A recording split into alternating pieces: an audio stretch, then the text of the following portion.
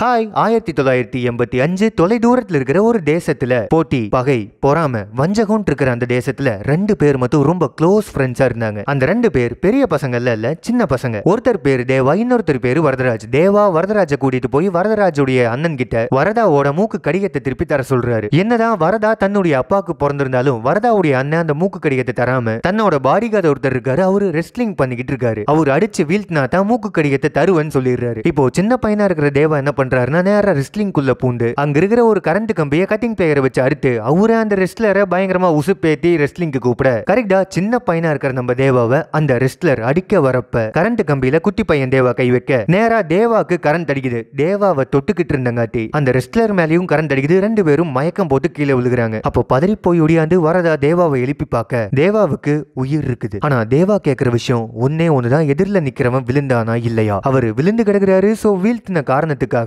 அந்த மூக்கு கடிகத்தை வரதாவுடைய அண்ணன் வரதாவுக்கே திருப்பி கொடுத்துட்டாரு. அப்படியே நாட்கள் கொஞ்சம் கொஞ்சமா நகர ஒரு நாள் நைட் தேவா தன்னுடைய வீட்டுல எக்கச்சக்கமான ஆணிகள் அடிச்சு கதவை தாள் போட்டு வச்சிருக்காரு. நைட்டு எக்கச்சக்கமான பேர் வந்து குட்டி பையனா இருக்கிற நம்ம தேவாவை தூக்கிக்கிட்டு தேவாவோட அம்மாவை சாரிய புடிச்சு இழுக்க பார்க்க டக்குன்னு ஒரு கார் வந்து நிக்குது. அதுல இருந்து வரதா இறங்குறாரு. சோ சின்ன பையனா இருக்கிற வரதாவை பார்க்க எதிரில் இருக்கிறவங்க எல்லாம் நடுங்குறாங்க. இவங்களை விட்டு உனக்கு என்ன வேணாலும் தரன்ட்டு வரதா சொல்ல உங்க அப்பாவோட உத்தரவு நாங்க மீறக்கூடாது, இதை மீறினா எக்கச்சக்கமான பிரச்சனைகள் வரும்னு எதிரில் இருக்கிறவர் சொல்ல சின்ன பையனா இருக்கிற வரதா தன்னுடைய கையில் இருக்கிற ஒரு காப்பை கலத்தி வீசி அந்த அம்மாவை விட்டினா இந்த காப்புக்கு உரிமையா இருக்கிற ராஜ்யம் உனக்குன்னு சொல்லி தூக்கி வீசுறாரு. ஆக்சுவலா இங்க இருக்கிற எக்கச்சக்கமான ராஜ்யங்கள்ல இந்த காப்புக்கான ராஜ்யம் தான் ரொம்ப ரொம்ப பெருசு. சோ அந்த ராஜ்யத்துக்கான காப்பை எடுத்து போட்டுட்டு ஆட்கள் எல்லாத்தையுமே கூட்டிட்டு வெளியே போயிடுறாரு. இப்படி தேவாவோட தேவாவையும் வரதா காப்பாத்த இனிமேல் நாம இங்க இருக்க கூடாது, திருப்பி வரவே கூடாதுன்னு தேவாவை அம்மா வெளியே கூட்டிட்டு போக அந்த வெளியே கூட்டிட்டு போக இருக்கிற டைம்ல ஒரே ஒரு சத்தியத்தை வாங்குறாங்க, திருப்பி என்ன நடந்தாலும் இங்க வரக்கூடாதுன்ட்டு. ஆனா சின்ன பையனா இருக்கிற தேவா அம்மா கிட்ட சத்தியம் பண்ணாம நேரா போய் வரதாவை பார்த்து மறுபடியும் நீ கூப்பிட்டீனா இந்த ராஜ்யத்துக்குள்ள வருவேன், அது வரைக்கும் நான் வரமாட்டேன்னு சொல்லி வரதா கிட்ட பிராமிஸ் பண்ணிட்டார். சோ இந்த ஏரியாவை விட்டு அம்மாவும் தேவாவும் வெளியே போக சுல்தானுக்கு ப்ராப்ளம் ஏதாச்சும் வந்தா சுல்தான் யாருக்கிட்டையுமே அதை சொல்லாம ஒரே ஒருத்தன்ட்ட போய் சொல்லுவாராமா. அந்த நபர் சுல்தானுடைய ப்ராப்ளத்தை தனியாலா நின்னு தீப்பாரு. சுல்தானுக்கு அந்த நபர் எப்படியோ அதே மாதிரிதான் வரதாவுக்கு நம்ம தேவா. இப்படி சுல்தானுக்கு கூடவே இருந்த அந்த நபரோட பேர் என்னன்னு தெரியுமான்னு கேட்க டைட்டில் சலார். 2017 டெல்லியில ஹைடெக் ஃபெசிலிட்டிஸோட இருக்க ஒரு பையனுக்கு பீப் நோட்டிபிகேஷன் ஒன்னு வருது. என்னன்னாங்க, இத்தனை வருஷமா ஒரு கும்பல் ஒரு பொண்ணை தேடிக்கிட்டு இருந்திருப்பாங்க. அந்த பொண்ணு ஏரோப்ளைன்ல இந்தியா வரப்போறாங்கன்னு ஏர்போர்ட் டிக்கெட் புக் ஆயிருக்குது. சோ இது எல்லாத்தையுமே தேடி எடுத்து ஹைதராபாத்துக்கு நியூஸா சொல்ல கோகுலமாங்கிற ஒரு பெரிய லேடி தான் அங்க மிகப்பெரிய பொலிட்டிக்கலை கண்ட்ரோல் பண்ணி வச்சிருக்காங்க. அவங்களுக்கு நியூஸ் வர 7 வருஷமா தேடிக்கிட்டு இருந்தவங்கள இன்னைக்கு வெளியே வந்திருக்காங்க. அந்த பொண்ணு எனக்கு உயிரோட வேணும், எவ்வளவு பேர் வேணாலும் போங்க, அந்த பொண்ணை உயிரோட கொண்டாங்கன்னு சொல்ல எக்கச்சக்கமான ஆட்கள் கிளம்பி போறாங்க. இப்போ வேற ஒரு குடோன்ல இருக்கிற ஒருத்தருக்கு போன் வருது. கிருஷ்ணகாந்த் ஒருத்தர் பண்றாரு. ஆக்சுவலா இவரோட பொண்ணுக்கு தான் எல்லாரும் சுத்து போடுறாங்க. என் பொண்ணு எனக்கே தெரியாம இங்க இந்தியா வந்திருக்காங்க, சோ எப்படியாச்சும் காப்பாத்துங்கன்னு சொல்லி கெஞ்சுறாரு. இப்போ இந்த குடோன்ல இருக்கிறவர் நேரா ஒரு மறைச்சு வச்சிருக்கிற செல்போன் எடுத்து ஒருத்தருக்கு கால் பண்ணி 7-8 வருஷத்துக்கு முன்னாடி கொடுத்த வாக்க இன்னைக்கு நாம காப்பாத்தணும்ட்டு விஷயத்த சொல்ல ஹீரோ என்ட்ரி. ஆனா ஹீரோவுடைய ஃபேஸ காமிக்கல, எப்படியாச்சும் அந்த பொண்ணை காப்பாற்றணுங்கிற மாதிரி விஷயத்த சொல்ல வாரணாசி ஏர்போர்ட்ல அந்த பொண்ணு வந்து இறங்குறாங்க. அவங்க வேற யாரும் இல்ல, நம்ம ஹீரோயின். அப்படி வந்து டாக்ஸில போய்கிட்டு இருக்கிற அவங்கள 5 கார்ல இருந்து வந்து வழி மறைச்சு வில்லன் குரூப் கடத்திக்கிட்டு போறாங்க. அப்படி தூக்கிக்கிட்டு போக அந்த 5 காருடைய டயர்லயுமே சின்ன கேமரா மாதிரி வச்சு கண்காணிச்சுக்கிட்டு இருப்பாரு நம்ம ஹீரோவுடைய ஆளு. சோ ஒரு இடத்துக்கு கொண்டு போய் ஹீரோயின் ஒரு வேனுக்கு மாத்த அந்த டயர்ல இருக்கிற கேமரா எல்லாமே பாத்தீங்கன்னா சின்ன வெடிகுண்டு மாதிரி. சோ அதை வெடிக்க வைக்க வில்லன் கேங்கனால காரை நிறுத்த முடியல. அந்த வேன்ல இருந்து ஹீரோயினை வேற ஒரு சேஃபான பிளேஸுக்கு கூட்டிட்டு போயிட்டாரு அந்த ஒரு நபர். அப்போ அந்த நபருடைய போனுக்கு கால் பண்ணி கிருஷ்ணகாந்த் தன்னுடைய பொண்ணான ஹீரோயின் கிட்ட பேசுறாரு. என்ன சொல்றாருன்னா, உனக்கு முன்னாடி இருக்கிற நபர் என்ன சொல்றாரோ அதை அப்படியே கேளு, இல்லனா இந்தியால நீ உயிர் பழைக்க மாட்டேன், இனிமேல் எனக்கு கால் பண்ணாதுன்னு சொல்லிட்டு காலை கட் பண்ணிடுறாரு. அந்த நபர் நேரா அசாம்ல ஒரு டெய்லர் வீட்டுக்கு கூட்டிட்டு வராங்க. அங்க அம்மா இருக்காங்க. அம்மா நினைச்சாதான் உன்னை காப்பாற்ற முடியும்னு சொல்லிட்டு இந்த ஹீரோயின் ஒரு டீச்சர் வேலைக்காக வந்திருக்காங்கன்ட்டு அங்க இருக்கிற ஒரு ஸ்கூல்ல டீச்சர் வேலையை சேர்த்து விடுறாங்க. அம்மா வேற யாரும் இல்ல, நம்ம ஹீரோவோட அம்மா தாங்க. ஹீரோக்கும் அம்மாவுக்கும்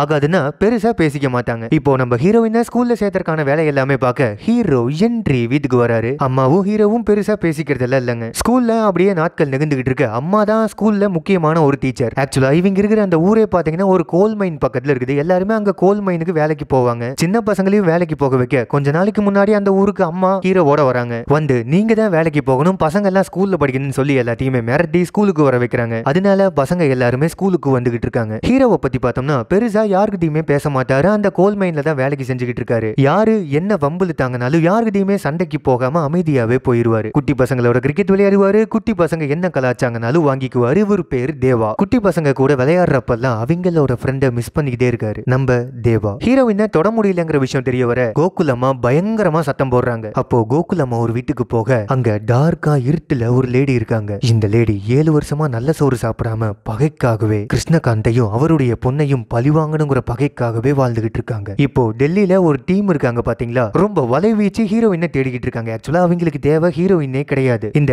டெல்லியில இருக்கிற கேங்குக்கு இருக்கிற எல்லா சிசிடிவி கேமராவுடைய ஆக்சஸும் இருக்குது. இந்தியாவை எந்த சிசிடிவி கேமராவை வேணும்னாலும் ஆக்சஸ் பண்ணிக்கலாம். ஆனா சோ இவங்க ஒரு நபரை தேடிக்கிட்டு இருக்காங்க. அந்த நபர் எந்த ஒரு சிசிடிவி கேமராலையுமே சிக்கல. சோ அந்த நபரை பிடிக்கணும்னா ஹீரோயினை பிடிக்கணும். ஏன்னா ஹீரோயினை கொடுத்த வாக்குக்காக காப்பாத்த அந்த நபர் ஹீரோயின் பக்கத்துல இருப்பாரு. இப்படி இவங்க தேடிக்கிட்டு இருக்க அந்த நபர் வேற யாரும் இல்லங்க, நம்ம ஹீரோ. கிளாஸ்ல ஹீரோயினால குட்டி பசங்களை கண்ட்ரோல் பண்ணவே முடியல. சோ வேற வழி இல்லாம மார்க்கெட்டுக்கு லைட் வாங்குறதுக்காக அம்மா ஹீரோயின் அனுப்பிடுறாங்க. இங்க ஹீரோ செட்டில வேலை செஞ்சுக்கிட்டு இருக்க குட்டீஸ் கேம் விளையாடுது. பால் உள்ள விழுக ஹீரோவுடைய காரை நீக்கி பாக்குறாங்க. உள்ள கன் இருக்குது. ஆனா அரைகுறையா நீக்க குட்டீஸ் யாரும் அந்த ஒரு கன்னை கவனிக்கல. ஆனா ஹீரோ அந்த கன்னை லாக் பண்ணிக்கிட்டு ஸ்கூல்ல என்ன நடக்குதுன்னு ஒரு பையன் மூலியமா இன்ச் பை இன்ச்சா நியூஸ் வாங்கிக்கிட்டே இருக்காரு. ஆக்சுவலா ஹீரோயின் கிருஷ்ணகாந்த் உடைய பொண்ணுங்கிறது அம்மாவுக்கு தெரியவே தெரியாது. இப்போ ஹீரோயினை பார்க்க ஹீரோ மார்க்கெட்டுக்கு போறாரு. அங்க எக்கச்சக்கமான பேர் வம்புலுக்க எதுவுமே பேசாம ஹீரோ அப்படியே நிக்கிறாரு. அப்போ போலீஸ் வர அந்த பசங்க ஹீரோயினை டார்ச்சர் பண்றதை விட்டுட்டு போயிட்டாங்க. சோ இவரா நம்மள காப்பாத்த போறாருன்னு சொல்லி ஹீரோயினுக்கு நம்பிக்கையே போயிருச்சு. நைட்டு ஒரு குட்டி பாப்பாக்கு பர்த்டே. சோ ஹீரோ கிட்ட கொடுத்து கேக் வெட்ட சொல்ல அங்க யதார்த்தமா ஒரு ஃபயர் ஆகுது. சோ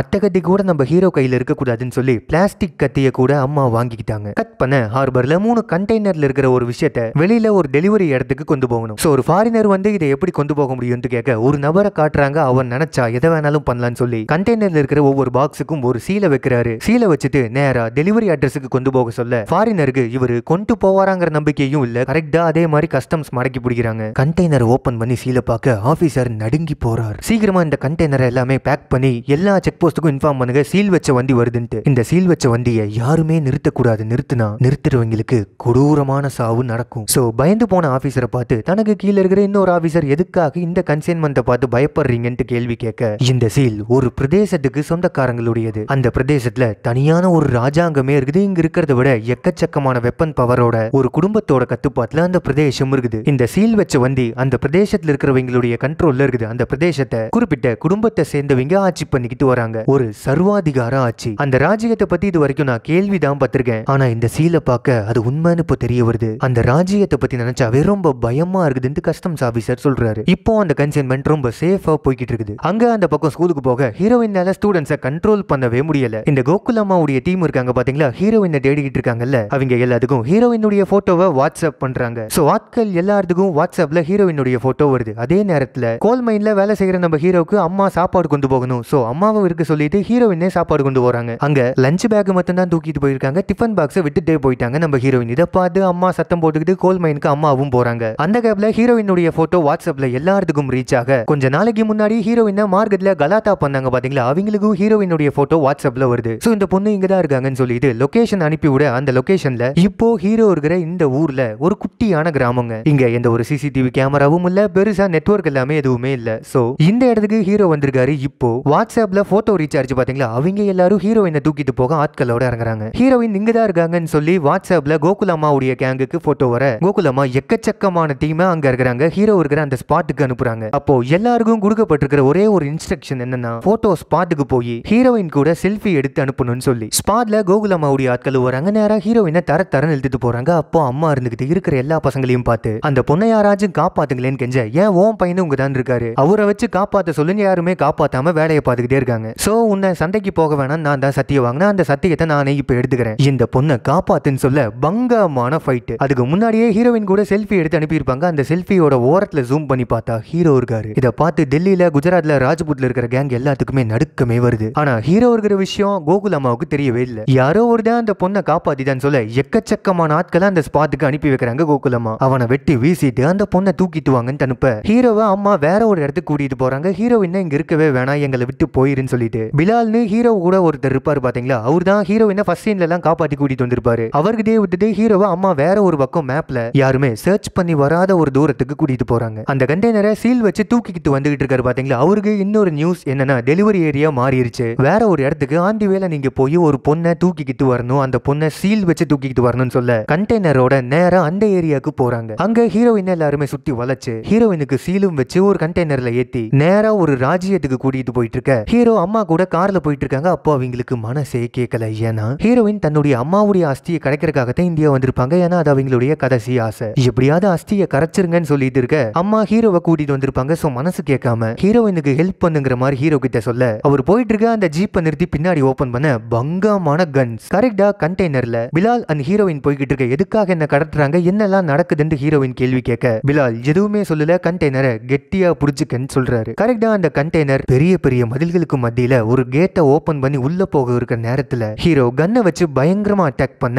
எக்கச்சக்கமான ஃபைட், பயங்கரமான உயிரிழப்பு. அங்க கோகுலம்மாவை பார்த்து கிருஷ்ணகாந்த் வந்து உனக்கு ஏன் உயிர் தானே வேணும், என் பொண்ணை விட்டுருன்னு கெஞ்ச உன் பொண்ணை கொல்லுவேன் அதுக்கப்புறம் உன்னை கொல்லுவேன்னு கோகுலம்மா பயங்கரமா பேசிக்கிட்டு இருக்காங்க. அப்போ கிருஷ்ணகாந்த் ஒரு விஷயத்த சொல்றாரு, என் பொண்ணு யார் கூட இருக்காங்கன்னு தெரிஞ்சா நீ இப்படி எல்லாம் பேச மாட்டேன்னு சொல்லிக்கிட்டு இருக்க. அதே நேரத்துல அங்க ஃபைட் நடக்கிற ஏரியால சிசிடிவி ஃபுட்டேஜ் எல்லாத்தையுமே ஹேக் பண்ணி பார்க்க ஹீரோயின் கூட இருக்கிறது நம்ம தேவாங்கிற விஷயம் தெரிய வர கோகுலமா நடுங்குறாங்க. இத்தனை நாளா ரமாங்கிற ஒருத்தங்க இருட்டு அறையிலேயே இருந்துட்டு வந்திருப்பாங்கன்னு சொன்னோம்ல, அவங்க தேவாவுடைய பேரை கேட்க பயங்கரமா ஆக்ரோஷமா எந்திரிச்சு கொலை வெறியோட நான் நினைச்ச மாதிரியே போகுதுன்னு சொல்ல எல்லாமே ரிவர்ஸா மாறுதுங்க. இத்தனை நாளா பயங்கர கம்பீரமா இருந்த கோகுலமா நடுங்குறாங்க. இத்தனை நாளா நடுங்கி ஒடுங்கிட்டு இருந்த ரமா தேவாவுடைய பேரை கேட்டதும் பயங்கர கம்பீரமாகறாங்க. அங்க பயங்கரமா ஃபைட் பண்ணி இருக்கிற எல்லாத்தையுமே கொன்னு அந்த சீல் வச்ச கண்டெய்னரை நிறுத்திட்டாரு நம்ம ஹீரோ. இந்தியால யாருமே சீல் வச்ச கண்டெய்னரை நிறுத்தவே இல்ல. ஃபர்ஸ்ட் டைம் நம்ம ஹீரோ நிறுத்த இந்த சீலுக்கு சொந்தக்காரருக்கு நியூஸ் போகுது. இந்த சீலை யார் நிறுத்திருக்காங்கன்னு தெரியுமான்னு அந்த ஓனரை கேட்க அந்த ஓனர் வேற யாரும் இல்ல,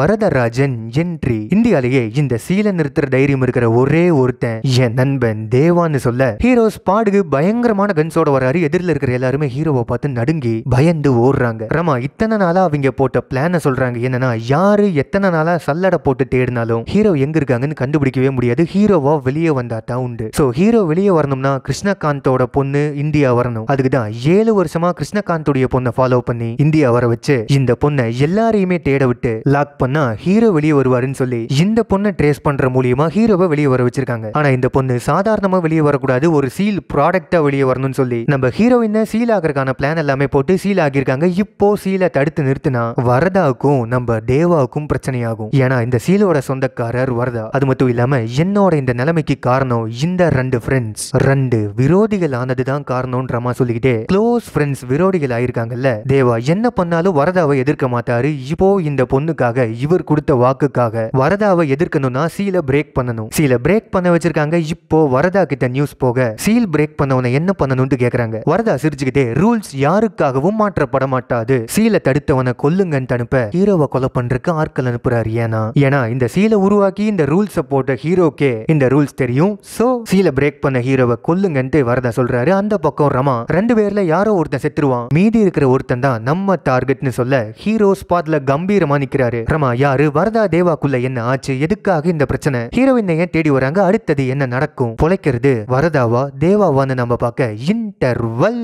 அப்படியே செகண்ட் ஹாஃப் குள்ள போறதுக்கு கொஞ்சம் முன்னாடி இப்பதான் நம்ம வீடியோவை ஃபர்ஸ்ட் டைம் பாக்குறீங்கன்னா February 30 நம்ம சேனலை சப்ஸ்கிரைப் பண்ணி பக்கத்துல இருக்க பெல் ஐகான் அழுத்திங்கனாங்க நிறைய காட்டுங்க. அதுல ஆளுங்கிற பட்டன் அழுத்திங்கன்னா தான் நம்ம படன்னு போடுற வீடியோவை நீங்க கடன்னு பார்க்க முடியும். சோ தவறாம பண்ணீங்க. இப்போ நேரா செகண்ட் ஹாஃப் குள்ள போனா ஸ்டார்டிங்ல ஹீரோயினை பிலால் கூட அனுப்பி வைக்கிறாரு நம்ம ஹீரோ. ஹீரோயின் ஆக்சுவலா என்ன நடந்துச்சுன்னு கேட்க பிளாஷ் பேக் 1000 வருஷத்துக்கு முன்னாடியான ஒரு கதை. கஞ்சார் பயங்கரமான கொள்ளக்காரங்க. இவங்க மிகப்பெரிய கொள்ளையர்கள் எல்லாம் காஞ்சார்ல இருந்தாங்க. ஊரை சாதாரணமாலாம் கொள்ளையடிக்க மாட்டாங்க, எல்லாத்தையுமே கொன்னு அழிச்சு எரிச்சு அந்த இடத்தையே நாசம் பண்ணிட்டு தான் கொள்ளையடிச்சுட்டு வருவாங்க. இங்க கொள்ளையடிச்ச எல்லாத்தையும் காஞ்சாருக்கு எடுத்துட்டு போயிருவாங்க. காஞ்சார் மலைக்கும் கடலுக்கும் நடுவுல உள்ள ஒரு பகுதி. இந்த கொள்ளையர்கள்ல 3 ஆதிக்குடிகள் இருந்தாங்க. மன்னார் வம்சம், சௌரியங்க வம்சம், கன்னியார் வம்சம். இந்த 3 வம்சமும் யாருனாலையும் எதிர்க்க முடியாம இருந்தாங்க. அந்த இடத்தையே அவங்களுடைய கோட்டையா மாத்திக்கிட்டாங்க. பிரிட்டிஷ் ஆட்சி காலத்துல கூட மத்த எல்லா இடத்தையுமே பிரிட்டிஷ் ஆக்கிரமிப்பு பண்ணாங்க. இங்க வரவே முடியல. என்னன்னா எத்தனை வீரர்களை பிரிட்டிஷ் இறக்குனாங்கனாலும் எல்லாத்தையும் கொன்னு குவிச்சாங்க நம்ம குரூப். சோ பிரிட்டிஷே வர அச்சப்பட்ட ஒரு இடம் தான் காஞ்சார். இப்போ 1947 இந்தியா உண்டாகுது. எல்லாருமே பயந்த விஷயம் என்னன்னா இந்தியால காஞ்சாரை சேர்க்கலாமா என்னன்னு யோசிக்க அப்போ 3 வம்சத்துக்கும் தலைவரா இருந்த சிவமன்னார் டெல்லிக்கு வந்தார். வந்தவரு இந்தியால இருக்கிற எந்த சட்டமும் காஞ்சாருக்குள்ள இருக்காது,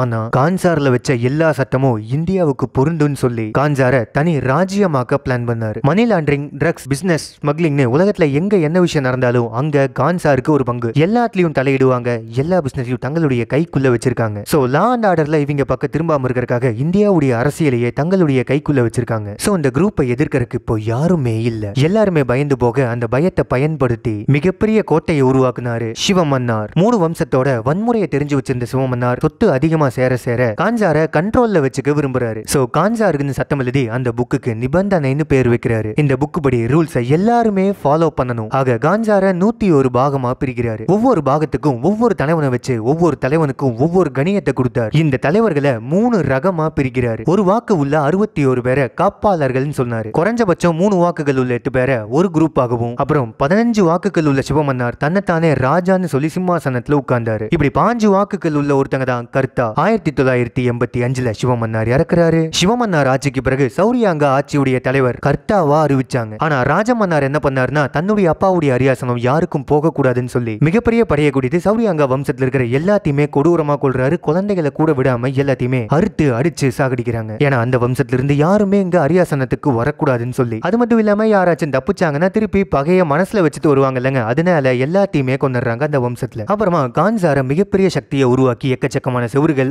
ஆர்மிகள்னு வச்சு தனி ராஜாங்கமே நடத்தினாரு. இப்போ 2010 3 வாக்குகள் இருக்கிற அந்த பதவியில 5 பேர்த்த கனியாருக்கு கொடுத்தாரு. அந்த 5 பேர் யார் யாருன்னு பார்க்க முதல் ஆள் வாலி, 2வது குரு, 3வது சீக்கா, 4வது ரங்கா. இந்த ரங்கா யாருன்னு பார்க்க வரதா ஒரு தெரித்தறியை கொடுத்திருப்பாரு பாத்தீங்களா, அது ரங்காவுடைய அப்பா தான் வாங்கியிருப்பாரு. சோ அவருடைய பையங்கிற சார்பில் ரங்காவையும் உட்கார வைக்கிறாரு. 5வது ஆள் நாரன். மீதி இருக்கிற பதவியை தன்னுடைய குடும்பத்துக்கே கொடுத்துட்டார். ராஜமன்னாரோட முதல் மனைவியோட அண்ணன், அப்புறம் பாரவா ராஜமன்னாரோட மருமகன், அப்புறம் ருத்ரா முதல் மனைவியோட முதல் பையன், அப்புறம் ராதா ரமா ராஜமன்னாரோட முதல் மனைவியோட பொண்ணு, ராஜமன்னாரோட செல்ல பொண்ணு. யாருமே ராஜமன்னாருக்கு எதிர்ப்பா பேச மாட்டாங்க. 1000 வருஷமா வன்முறை குணம் கொண்ட இவங்க இந்த 25 வருஷமா ராஜமன்னாருக்கு கட்டுப்பட்டு அமைதியா இருக்காங்க. இதுவரைக்கும் கன்சாரை விட்டு வெளியே யாருமே போனதில்ல.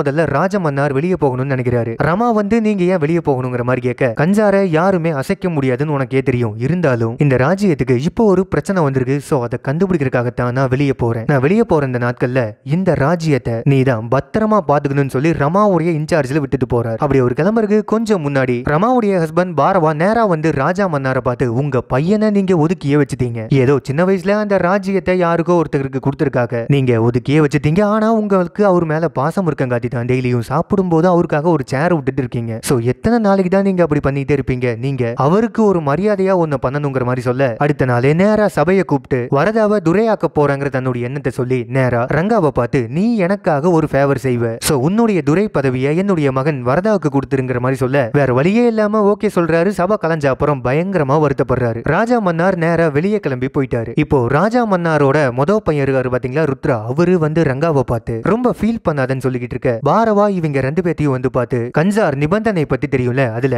முக்கியமான ஒரு ரூல் இருக்குது. என்னன்னா வலியவனுக்கே பதவி சொந்தம்னு. சோ யாரு பலசாலியா இருக்கானோ அவனுக்கு இந்த பதவி. நீயும் வரதாவும் சண்டை போடுங்க. சோ இதுல யார் ஜெயிக்கிறீங்களோ அந்த துரை பதவி அவங்களுக்கு. இப்படி எல்லாமே சொல்லி உசுப்பேத்த நைட்டோட நைட்டா ரங்கா ருத்ராவுடைய படைகளையும் சேர்த்து கூட்டிட்டு போய் அங்க மொத்த கேங்கையும் அடிக்கிறாங்க வரதா டீம். கரெக்டா வரதாவை கொல்லலான்ட்டு பார்க்க தூரத்துல ஒரு பெல் அடிக்குது. சோ நிபந்தனை படி அங்க பெல் அடிக்கும் போது ஒரு கொலை பண்றது தப்பு. சோ யாரு அடிக்கிறாங்கன்னு சொல்லி நேரா கோர்ட்டுக்கு வந்து பார்த்தா நம்ம ரமா. அப்பா என்கிட்ட இந்த ராஜ்யத்தை ரூல்ஸ் படி நடத்தணும்னு சொல்லி விட்டுட்டு போயிருக்காரு. சோ ரூல்ஸ் படி தான் இங்க நடக்கணும்ட்டு. இது கிட்டத்தட்ட ஒரு போர் மாதிரி தானுங்க. போரை நிறுத்தி வைக்கிறதுக்காக சீஸ் ஃபயர் போடுவாங்க. சோ அந்த மாதிரி இங்க சீஸ் ஃபயர் அமல்படுத்துறேன்ட்டு ரமா சொல்ல, சீஸ் ஃபயர் அமலாக போகுது. ஆனா ருத்ரா என்ன சொல்றாருன்னா சீஸ் ஃபயர் வைக்கலாமா வேணாமான்னு சொல்லி வாக்கெடுப்பு நடத்தணும். சோ அந்த வாக்கெடுப்பை நான் கேட்கறேன்னு சொல்ல, சீஸ் ஃபயர் வாக்கெடுப்புக்கு இன்னும் 9 நாள் இருக்குது. அந்த 9 நாள் முக்கிய பதவியில் இருக்கிற யாரும் யாரையுமே கொல்லக்கூடாது. ஆக அந்த 9வது நாள் முடிவுல சபையில் இருக்கிற எல்லாரும் வாக்கெடுப்பு எடுத்து சீஸ் ஃபயர் வேணுமா வேணாமான்னு முடிவெடுப்பாங்க. சீஸ் ஃபயர் வேணும்னா போர் பண்ணக்கூடாது, யாரும் யாரையும் கொல்லக்கூடாது. அதுக்குள்ள ராஜா மன்னார் வந்துருவாரு. இப்போ சீஸ் ஃபயர் வேணான்னு சொல்றதுக்கு அதிகமான வாக்குகள் வந்துருச்சுன்னா போர் வச்சுக்கலாம். யார ஜெயிக்கிறாங்களோ அவங்களுக்கு தான் அந்த பதவி. இப்போ ஒவ்வொருத்தங்களும் ஒவ்வொரு ராணுவத்தை கூட்டிட்டு வராங்க. ரஷ்யா, அகமதாபாத், ஈரான்ட்டு எல்லாரும் அவங்களுக்கான படைகளை கூட்டிட்டு வந்து உள்ள வைக்கிறாங்க. இப்படி எல்லாரும் அவங்களுடைய படை பலத்தை காட்ட வரதாக்கு யாருமே இல்ல. என்ன பண்ண போறேன்னு சுத்தி இருக்கிற எல்லாருமே கேட்க, டக்குன்னு ஒரு கார் எடுத்துக்கிட்டு நேரா நம்ம ஹீரோவை போய் கூட்டிட்டு வராரு. அப்படி இங்க கூட்டிட்டு வர கஞ்சாரோட கேட்ல என்ட்ரி போட வர நம்ம வரதாவுடைய ஆர்மின்னு சொல்லி ஒரே ஒருத்தரோட பேரை மட்டும் என்ட்ரி பண்றாங்க. அப்போ வெளியில வாட்ச்மேன் பதவியில் இருக்கிற மாதிரியான ஒரு சோல்ஜர் என்ன சொல்றாருன்னா, இங்க உள்ள போகும்போது 1000 வாட்டி யோசிச்சுக்க, உள்ள போன யாரும் வெளியவே வர முடியாது. நீ கேட்டை பார்த்ததுக்கே பயப்படுறியே, நீ எல்லாம் தாங்குவியாண்டு ஹீரோவை பார்த்து நக்கலா கேட்க, எப்பவுமே எதுக்காக கேட் வைப்பாங்கன்னா உள்ளிருந்து யாரும் வெளியே போக கூடாதுன்னு இல்ல, வெளியே இருந்து யாரும் உள்ள வரக்கூடாதுன்ட்டு. உள்ள போறாரு. இப்படி நம்ம ஹீரோ வந்திருக்கிற விஷயம் உள்ளுக்குள்ள இருக்கிற முக்கிய கைகள் எல்லாத்துக்குமே தெரியுது. நம்ம வரதாக்கு ஒரு தம்பி இருக்காரு. அவருக்கு நம்ம ஹீரோவை கூட்டிட்டு வந்ததை பத்தி பிடிக்கவே இல்லை. ஏன்னா எதிரிகள் எக்கச்சக்கமான ஆர்மிகளை இறக்கிட்டு இருக்காங்க. நம்மள ஒரே ஒருத்தரை கூட்டிட்டு வந்து வச்சிருக்கோம். அது மட்டும் இல்லாம இந்த நிலைமைக்கே ஹீரோ தான் காரணம். ஏன்னா ஹீரோவோட அம்மாவை காப்பாத்த அப்பாத்த போய் தான் காப்ப கழுத்து வீசி ராஜ்யத்தை கொடுத்திருப்பாரு. சோ யார கேட்டு காப்ப கழுத்து வீசினு சொல்லிட்டு அப்பா பயங்கரமா தண்டிச்சிருப்பாரு நம்ம வரதாவை. இப்போ ஹீரோவையே கூட்டிட்டு வந்திருக்கேன்ட்டு வரதாவை பயங்கரமா தம்பிட்டு வரதா அமைதியாவே உட்கார்ந்திருக்காரு. விஷ்ணுன்னு ஒருத்தர் இருக்காரு, அவங்க அப்பா ஒரு துரையா இருக்காரு. சோ விஷ்ணுவை தான் உயிரோடு இருக்கும் போதே துரையாக்கி பார்க்கணும்னு அவங்க அப்பாவுக்கு ஆசை. இந்த விஷ்ணு ருத்ராவுடைய பயங்கரமான விசுவாசி. சோ ருத்ரா என்ன சொல்றாருன்னா வரதன் நிம்மதியா தூங்கவே கூடாதுன்னு சொல்ல பயங்கரமா டார்ச்சர் பண்றாங்க. ஹீரோ கோவப்படுறப்பெல்லாம் வரதா அமைதிப்படுத்திக்கிட்டே இருக்காரு. அது மட்டும் இல்லாம ருத்ரா ஒரு பண்டிட்டையும் கூட்டிட்டு வந்திருக்காரு. இப்போ நாட்கள் நகர நகர பயங்கரமா டார்ச்சர் பண்றாங்க. ஹீரோவை கண்ட்ரோல்லே வச்சிருக்காரு வரதா. ஒரு நைட் பயங்கரமா தண்ணி அடிச்சது எனக்கு பயங்கர பயமா இருக்குது. என் உயிர் போகுங்கிறத பத்தி எல்லாமே இல்ல, என் தம்பியை நினைச்சுதான் என்னுடைய பயம் எல்லாம். சோ என் தம்பியை நல்லா பாத்துக்கிட்டு ஹீரோ கிட்ட சொல்லிக்கிட்டு இருக்காரு. சீஸ் ஃபயர் வாக்கெடுப்புக்கு இன்னும் 4 நாள் இருக்குது. அதுக்குள்ள யாரெல்லாம் நமக்கு சாதகமா பண்ணுவாங்க பாதகமா பண்ணுவாங்கன்னு சொல்லி ருத்ரா ஒரு கணிப்பு நடத்திக்கிட்டு இருக்காரு. அந்த கேப்ல விஷ்ணுவை துரையாக்கிறத பத்தி அவங்க அப்பா சொல்ல வாக்கெடுப்பு நடந்து முடிஞ்ச உடனே விஷ்ணுவை துரையாக்கிரலான்ட்டு நம்ம ரமா ஒரு வாக்குறுதி கொடுக்குறாங்க. இந்த கேப்ல ருத்ரா என்ன பண்றாருன்னா இருக்கிற எல்லாத்தையுமே ஒண்ணு சேர்த்து தான் கர்த்தாவாகலான்னு பாக்குறாரு. சோ மெயின் அரியாசனத்துக்கே ஆசைப்படுறாரு. அங்க ஒரு ஊர் இருக்குது, அதுல பாத்தீங்கன்னா ஃபுல்லா லேடிஸ் தான் இருப்பாங்க. அங்க விஷ்ணு எப்பவும் அங்க வந்து ஒரு பத்தத்தை விட்டு பத்தம் எந்த வீட்டு கூரை மேல விழுகுதோ அங்கிருந்து ஒரு லேடியை தூக்கிட்டு போய் கொலை பண்ணிடுவாரு. சொல்ல முடியாத சில அதை பண்ணி அதுக்கப்புறம் கொலை பண்ணிடுவாரு. சோ அந்த மாதிரி பத்தம் விட ஒரு வீட்டு மேல விழுகுது. அங்க இருக்கிற ஒரு சின்ன குழந்தைய தப்பா நடந்துக்க பார்க்க ஹீரோ வராரு. முடிஞ்ச வரைக்கும் கோவத்தை கண்ட்ரோல் பண்ணி பாக்குறாரு. ஆனா முடியல. பங்கமான ஃபைட். அந்த ஃபைட்ல விஷ்ணுவை கொன்னுறாரு. அங்க இருக்கிற லேடிஸ் எல்லாத்துக்கும் நம்ம ஹீரோவை பிடிச்சு போச்சு. இப்போ விஷ்ணுவை கொன்னுட்டாரு பாத்தீங்களா. வரதா ஹீரோ அண்ட் கேங் எல்லாத்தையுமே ஜெயில போட்டாங்க. அங்க விஷ்ணுவுடைய ஏரியால அரெஸ்ட் பண்ணிருக்க விஷ்ணுவோட அப்பா தான் என்ன பண்ணணும்னு முடிவெடுக்கணும். கண்டிப்பா வேதாவை விடமாட்டாருன்னு சொல்ல ரங்கா வேதாவை நான் தான் கொல்லுவன் தன பிடிக்கிறாரு. ஏன்னா விஷ்ணுவோட அப்பா வேதாவை கொல்லக்கூடாது, ஏன் கையால வேதா துடிச்சு சாகணும். ரமாவோ வர்தா செத்தாருன்னா எனக்கும் சந்தோஷம் தான் சொல்லிக்கிட்டே எங்க அப்பா கர்த்தாவுடைய உத்தரவுக்கு மீற முடியாது. சோ ஆளுகள் அனுப்பி எந்த ஒரு பிரச்சனையும் பண்ணாம இருக்கணும்ட்டு விஷ்ணுவோட அப்பாத்த நான் பேசுறேன்ட்டு ரமாவே கிளம்பி போறாங்க. அந்த பக்கம் நம்ம வர்தா கிட்ட பேச வைக்கிறதுக்காக ரமா தன்னுடைய மாமாவை அனுப்பி வைக்கிறாங்க. அங்க ஜெயில பார்த்த ஜட்ஜ்மெண்ட் கொடுக்குற ஏரியால என்ன நடந்தாலும் வர்தாவை அமைதியாவே நிக்க சொல்றாங்க. இப்போ ஜட்ஜ்மெண்ட் கொடுக்கறதுக்காக முக்கிய கைகள் எல்லாருமே வராங்க. அங்க வர்தா நம்ம ஹீரோவை எல்லாத்தையுமே கூட்டிட்டு வர விஷ்ணுவோட அப்பா யார கொலை பண்ணுவாருன்னு தெரியலன்னு எல்லாரும் பயங்கரமா எதிர்பார்த்துக்கிட்டு இருக்க வர்தாவை கொலை பண்ண போறாரு. குறுக்க ஹீரோ வந்து உங்க பையனை நான் தான் கொன்ன, அதுக்காக என்ன வேணா கொன்னுக்குங்க, வர்தாவை எதுவும் பண்ணாதீங்கன்னு சொல்லிக்கிட்டு இருக்க வர்தாவை கொலை பண்ண பாக்குறாரு. சோ அவர் கையை வெட்டி தலையையும் சீவிடுறாரு. திருப்பி புடிச்சிட்டு போய் ஜெயில போட்டுறாங்க. இப்போ இங்க சிச்சுவேஷன் அவுட் ஆஃப் கண்ட்ரோல்ல போகுதுன்னு சொல்றதுக்காக அவங்க அப்பாவுக்கு எக்கச்சக்கமான டைம் ரமா கால் பண்றாங்க. போனை எடுக்கவே இல்ல. இந்த பக்கம் இவங்க எல்லாம் குழம்பிக்கிட்டு இருக்க இங்க சீஸ்பயருக்கு என்ன மாதிரி எல்லாம் வாக்கு அமையும் சொல்லி ருத்ரான் டீம் எல்லாம் ஒரு கெஸ் பண்ணிக்கிட்டு இருக்காங்க. மொத்தம் 101 வாக்குகள். 2 பேர் இறந்து போனங்காட்டி அவங்களுடைய 4 வாக்கு கேன்சல். சிலர் எல்லாம் கணக்கு போட்டு பார்த்தா 24 பேர் கன்ஃபார்மா இவங்க பக்கம் நிப்பாங்கன்னு தெரியுது. ஆனா மத்த பேர் இருப்பாங்களான்னு ஒரு சந்தேகம். ரங்கா என்ன சொல்றாருன்னா மீதி இருக்கிற எல்லாத்தையும் நான் தூக்கி நம்ம பக்கம் போட வைக்கிறேன், பதிலுக்கு வர்தாவை நீ ஏன் கிட்ட கூடுன்னு சொல்லிட்டு அவரை எப்படி எல்லாம் கொலை பண்ணுவன்னா ட்ரக்ஸ் கொடுத்து நிறைய சைக்கோஸை வளர்த்து வச்சிருக்காரு. சோ அவங்க எல்லாம் ரத்த கலரை பார்த்தாவே கடிச்சு கொதறிடுவாங்க. இப்படி வர்தாவை கடிச்சு கொதறி கொலை பண்ண வைப்பங்கிற மாதிரி வாக்க அப்பாவுடைய வாக்குக்கு மொத்தம் 5 வாக்குகள் இருக்குது இல்லைங்க. அங்க எங்கன்னு போய் பார்க்க 2 பேருக்கும் 48 வந்து நிக்கும். அதாவது சீஸ்பயர் வேணும்னு சொல்றவங்க 48 பேர் இருப்பாங்க, வேணான்னு சொல்றவங்க 48 பேர் இருப்பாங்க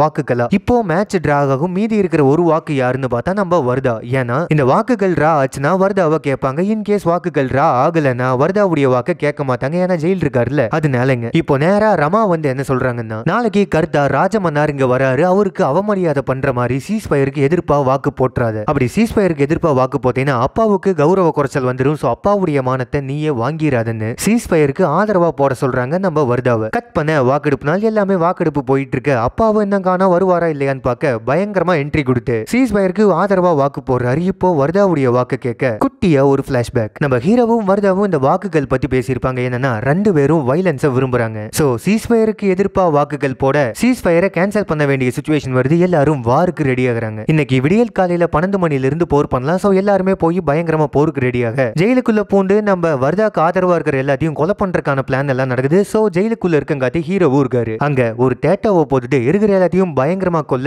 வர்தாவை ரங்கா சைக்கோஸை வச்சு கொலை பண்ண பாக்குறாரு. பங்கமான ஃபைட். அதுக்கும் ஹீரோ உள்ள பூண்டு எல்லாத்தையும் அடிச்சு நிமித்தி யார் யாரெல்லாம் வராங்களோ எல்லாத்தையும் வெட்டி வீசிட்டு இருக்காங்க. ரமா தனியா இருக்கிற அப்பாவை பார்த்து எதுக்காக இப்படி நம்ம ஏரியா வைலன்ஸ் ஆகிட்டு இருக்குன்னு ஃபீல் பண்ண 1000 வருஷமா நம்ம ரத்தத்திலேயே வைலன்ஸ் இருக்கு, கொஞ்சம் 25 வருஷமா நான் நிறுத்தி வச்சேன், அவ்வளவுதான். இப்போ நமக்குள்ளேயே போட்டி வருது. இந்த பிரச்சனை எதுக்காகன்னா ஏன் இடத்துக்காக கர்த்தா ஆகணும்னு ஆசைப்படுறாங்க எல்லாரும். அங்க ரங்காவை ஹீரோ கொண்டுட்டாரு. வர்தா ஹீரோவை பார்த்து என்ன சொல்றாருன்னா சின்ன வயசுல நான் மலை உச்சிக்கு போய் இந்த மொத்த கன்சாரையும் பார்த்தேன், அங்க கண்ணுல பார்த்த இடம் எல்லாமே எனக்காகணும். சொல்ல போனா இந்த கன்சார்ல சின்ன சின்ன ராஜ்யமா எனக்கு கொடுக்க கூடாது, இந்த கன்சார் மொத்தமும் என் கண்ணுல படுற இடம் எல்லாமே எனக்கு சொந்தமாகணும்னு சொல்ல ஹீரோ அதுக்கு ஓகே சொல்றாரு. ரமா கிட்ட சொல்லி சொல்லிக்கிட்டு இருக்க அப்பா என்ன சொல்றாருன்னா, முதல்ல நமக்கு எதிராக கை கோக்குறது நம்ம ஆளுக தான். அதாவது என் பதவிக்கு கை கோர்க்கிறது என்னோட முதல் பையன் ஓ அண்ணன் ருத்ரா. அப்படி சொல்லிக்கிட்டே இருக்க நேரா ஒரு ஏரியாக்குள்ள போய் ருத்ரா தன்னுடைய மாமாவை பக்கத்துல கொலை பண்ற மாதிரி போறாரு. ஆனா கொல்லல. ஏன்னா அவங்க மாமாவை கொன்னு அந்த ஏரியாவை பிடிக்க விரும்பல. அவங்க மாமா கூட சேர்ந்துக்கிட்டு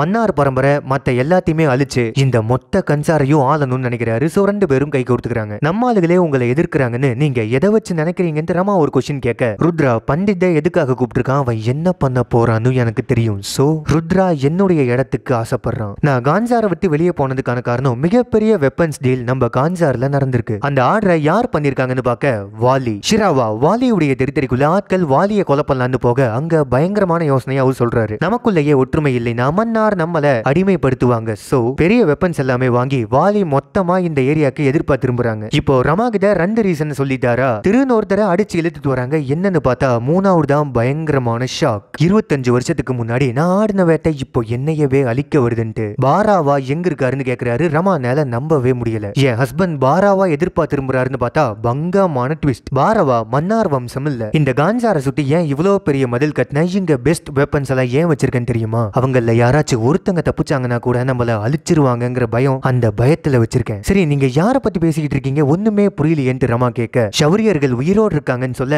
பயங்கரமான ஷாக்கு. அதுலயும் பாரவா சௌரியா வந்து கேட்க ரமானால தாங்கவே முடியல. என்னன்னு பார்த்தோம்னா 25 வருஷத்துக்கு முன்னாடி சௌரியர்கள் எல்லாத்தையுமே மன்னார் கேங்கு கொன்றுப்பாங்க பாத்தீங்களா. குறிப்பா இவர் கொன்றுப்பாரு இல்ல, ஏன்னா அவருடைய ஆட்சியை பிடிக்கணும்ட்டு குழந்தைய கூட விடாம எல்லாத்தையுமே கொல்லுவாங்கல்ல. அப்போ எக்கச்சக்கமான பேர் என்ன பண்ணிருப்பாங்கன்னா ட்ரைனேஜுக்குள்ள அவங்களோட குட்டி பசங்க எல்லாத்தையுமே வச்சிருப்பாங்க. அந்த குரூப் பெரும் படைய உருவாகி இங்க அரியாசனத்தை எரிக்கணுங்கிறதுக்காக உருவாக்கிட்டு இருக்காங்க. அதுல முக்கியமான ஒருத்தர் தான் ரமாவுடைய ஹஸ்பண்ட் பாரவா. 25 வருஷமா சரியான நேரத்துக்காக காத்திருந்து இந்த குடும்பத்துக்குள்ளேயே வந்து அப்பாவை தூண்டி விட்டு வரதாக்காக பேச வச்சு அதுக்கப்புறம் ரங்காவையும் ருத்ராவையும் எதிர்ப்பா திருப்பி விட்டு வரதாக்கு எதிர்ப்பா பெரிய போரையே உருவாக்குறாரு. சீஸ் ஃபயரை போட வைக்க ஹீரோவை கூட்டிட்டு வராரு. நம்ம வரதா பிரச்சனை ஒன்னொன்னு ஆரம்பிக்குது, அழிவுகள் ஆரம்பிக்குது. அங்க எக்கச்சக்கமா ஹீரோ ஃபைட் பண்ணிக்கிட்டு இருந்து வரதாக்கான எதிரிகள் ஒருத்தரை அழிச்சிட்டு வராரு. இங்க அடிபட்டு கிடக்குறாரு பாத்தீங்களா திரு. ஒன்னொன்னா உண்மையை சொல்ல எக்கச்சக்கமான ட்விஸ்ட சொல்றாரு. 25 வருஷத்துக்கு முன்னாடி இவங்க தலைவரை அப்பா தான் கொண்டிருப்பாரு. ஆனா பிரச்சனை என்னன்னா அந்த தலைவரோட ஒய்ஃபையும் குழந்தையையும் கொல்ல சொல்லி அனுப்பியிருப்பாரு. ஆனா அந்த ஒய்ஃபையும் குழந்தையையும் கொல்லாம இருந்தா தான் உனக்கு ராஜ்யத்தை தருவன்ட்டு நம்ம வரதா அவங்கள காப்பாத்திடுறாரு. சோ வரதா காப்பாத்தின தேவா வேற யாரும் இல்ல,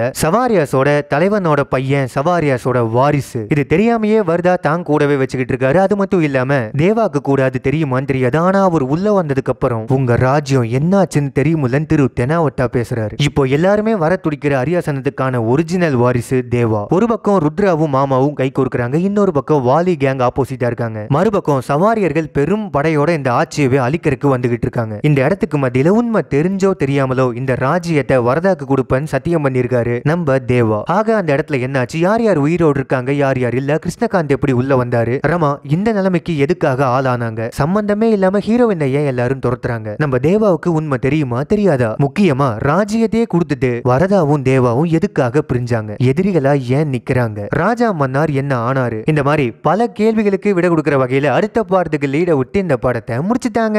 இப்படி பக்கா ஆக்ஷனா போன இந்த படம் உங்க எல்லாத்துக்குமே ரொம்ப பிடிச்சிருக்கும் நான் நம்புறேங்க. இந்த படம் எந்த அளவுக்கு பிடிச்சதுன்னு இல்ல இந்த படத்து மேல வேற ஏதாச்சும் விமர்சனம் இருந்தாலோ நம்ம கதை விளக்கு விமர்சனம் வாய்ஸ் எல்லாம் எப்படி இருக்குதுன்னு சேர்த்து கமெண்ட்ல சொல்லுங்க, நானும் தெரிஞ்சுக்கிறேங்க. அது மட்டும் இல்லாம இந்த ஆக்ஷன் ஃபைட்ஸ் நீங்க ஃபுல்லா பார்க்கணுமா, லிங்கை டிஸ்கிரிப்ஷன்ல வச்சிருக்காங்க. உங்களுக்கு பிடிச்ச தியேட்டர்ல விருப்பப்பட்ட சீட்ல புக் பண்ணி பார்த்து என்ஜாய்.